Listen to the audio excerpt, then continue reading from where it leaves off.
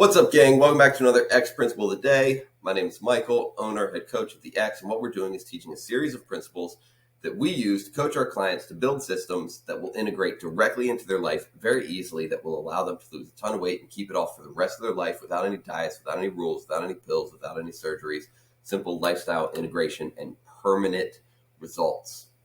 And today's principle is always being on a diet, never taking diet breaks, is limiting your weight loss, it's limiting your progress.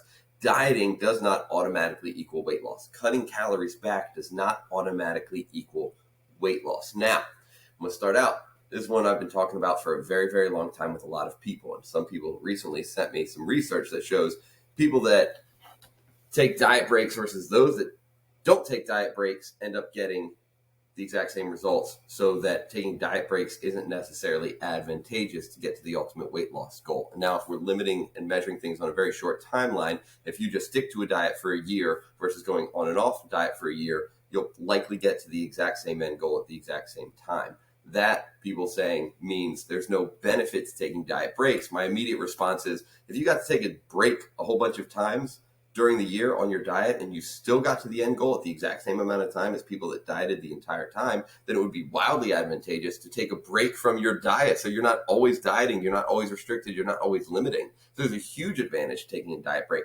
If it gets you to the same result in the exact same amount of time, that's wild. But what we're also looking at is not just the physical adaptation from dieting and diet breaks, but the mental and emotional side of it. Dieting is tough, and the longer you stick to it, the harder it gets. The longer you stick to it, the less effective it's going to be.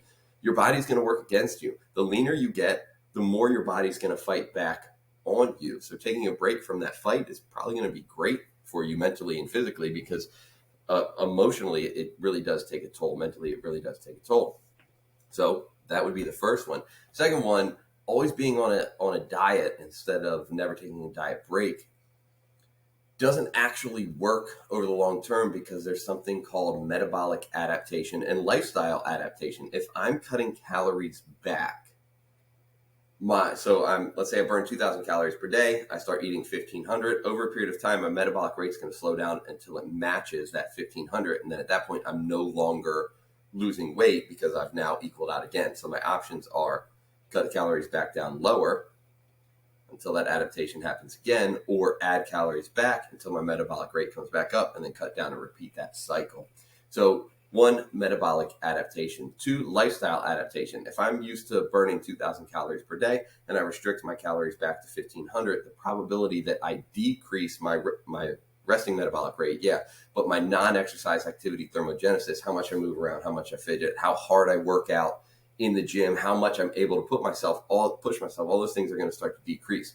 If I'm always in a calorie deficit, I don't have the resources to build and make progress in the gym, to get stronger, to get faster, to build muscle. Those things are going to be limited. My energy is going to be limited. My mental capacity is going to be limited. My rest is going to be limited. It can create a huge mess. If you've been sticking to a diet for a year or more, and I have people that I'm working with right now and meet people that have been on a diet, having restricted their calories for years and not making any progress, this is what we're talking about. You're stuck. You have to take a diet break. You have to rebuild your resting metabolic rate if you actually want to circle back. You might have to stop so you can build more muscle. You might have to stop to recover mentally and physically. You might have to stop to make progress in the gym. You might have to stop to increase your capacity and get stronger. You might have to stop to build muscle. There's a lot of different reasons why you might want to stop.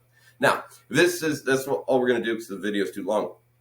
If you want me to go into this more, if you want me to talk about it with you specifically, if you want this to be the subject of one of our group's Zoom calls, those lives that I'm doing here soon, let me know, comment, subscribe, whatever. Otherwise, good work.